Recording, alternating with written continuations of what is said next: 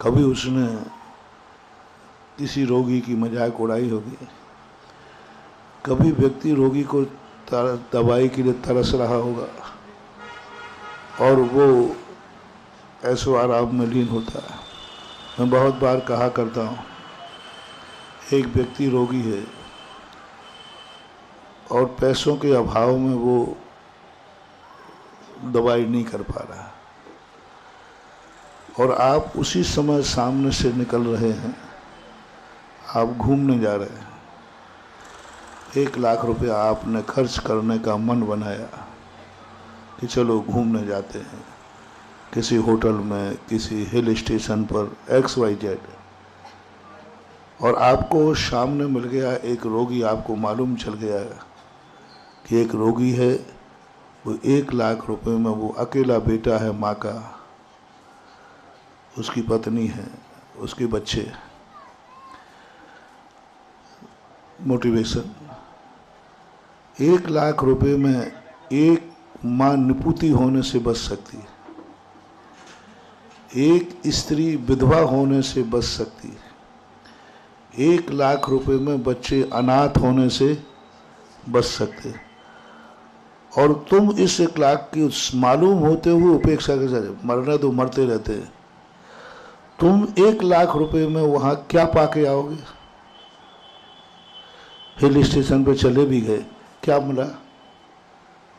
कुछ नहीं, 2-3 दिन मौज मस्ती करके आ जाओगे, खाओगे पियोगे, हाँ 1 लाख रुपया मिटा दिया।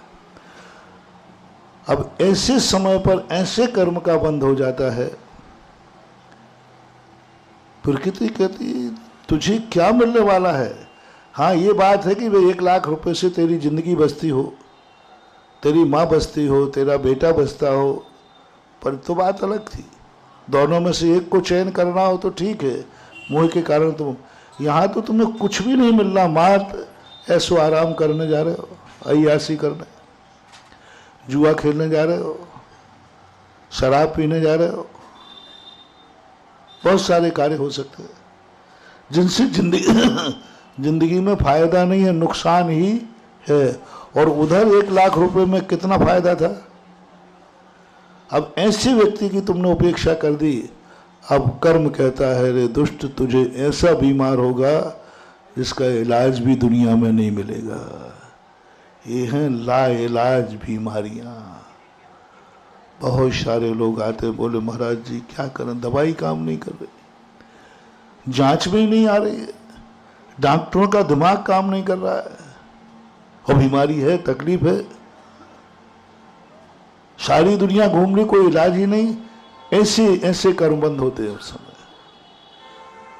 इसलिए महानुभाव, कभी भी हो तुम पेट की रोटी काट करके नहीं, कम से कम जो सुख भोग विलासता ऐसो आराम में पैसा तुम खर्च करना चाहते हो करो, मैं मना ही नहीं कर रहा हूं, लेकिन कभी ऐसा मौका पड़ जाए तो ऐसो आराम छोड़ देना, उस व्यक्ति की दवाई करा देना। वो बचेगा मरेगा वो बात अलग है, लेकिन तुम कोरोना जैसी बीमारी में भी तुम कोरोना से बच जाओगे और जीवित रह जाओगे। क्यों? पारसनाथ का क्या हुआ? पारसनाथ घूमने जा रहे थे अपने दोस्तों के साथ, हाथी पर बैठे थे, बनारस के थे, राजकुमार थे, गंगा नदी, गंगा में बाढ़ आ रही थी, तो सावन का महीना सबका घूमने का मन होता है। तो पारसनाथ अपने दोस्तों के साथ घूमने जा रहे थे आराम से, चलो गंगा किनारे घूमने चलते हैं। अब जब वो घूमने जा रहे हैं, देखो अपने दोस्तों के साथ मनोरंजन करने जा रहे हैं, कोई मनाही नहीं, आप ग्रस्त लोग हो, मनोरंजन करोगे, थोड़ा घूमने घामने का मन होता है क्योंकि आप ग्रस्त हैं, आप अपनी इंद्रियों पर पूर्ण कंट्रोल नहीं कर सकते, आपका मन भी कंट्रोल नहीं है, आंखें भी कंट्रोल नहीं, सारी इंद्रियां आपकी बस में नहीं है। कुछ मनोरंजन भी करना चाहते हो, शौक भी करना चाहते हो। तीर्थंकर थे, राजकुमार थे, उनको भी मनोरंजन करने का भाव आया, गए, लेकिन देखना मनोरंजन करने का मना नहीं किया, गए, तीर्थंकर भी जा रहे हैं, लेकिन रास्ते में एक नाग नागिन जलते हुए मिले, सारा प्रोग्राम कैंसिल कर दिया, सारा प्रोग्राम कैंसिल कर दिया। दोस्तों के साथ जाना, इतनी बड़े तीर्थंकर स्वयं हाथी से कूद पड़े, किसको बचाने के लिए? एक नाग नागिन को बचाने के लिए। अब बोलो क्या क्या छोड़ दिया? घूमने का प्रोग्राम, दोस्तों के साथ मनोरंजन, मान मर्यादा। इतने बड़े व्यक्ति थे, तीर्थंकर थे, और कहा नाग नागिन, जिनको दुनिया देखकर मारने का भाव करती है उनको पार्श कुमार ने बचाने का भाव किया। देखो तो उसे क्या परिणति, बचाने का भाव किया। सब प्रोग्राम कैंसिल। चाहते तो नौकरों से भी कह सकते थे, उनके यहाँ नौकरियों की कोई कमी तो थी नहीं, स्वयं प्रोग्राम तो कैंसिल नहीं करते। लेकिन नहीं, किसी दूसरों का दुख नौकरों से नहीं कराया जाता, अपने हाथ से किया जाता है। स्वयं तीर्थंकर पहुंच गए। नाग नागिन ने यही तो कहा, पूर्व भाव में जब वो भगवान पर संकट आया तो धरणेन पद्मावती क्या कहते हैं, अरे आज उन प्रभु पर संकट आया है जिन्होंने हमें किन अवस्था में बचाया, अपना घूमना छोड़ दिया, मनोरंजन छोड़ दिया, सब कुछ छोड़ दिया, और मुझ जैसे तुच्छ प्राणी को बचाया। जिसको देखकर दुनिया मारने का भाव करती है, उसको देखकर पारसनाथ ने बचाने का भाव किया। अब ये देखो उपकार, कहाँ का उपकार। पर धरणेन पद्मावती उनको उसी कारण से बचाने आए।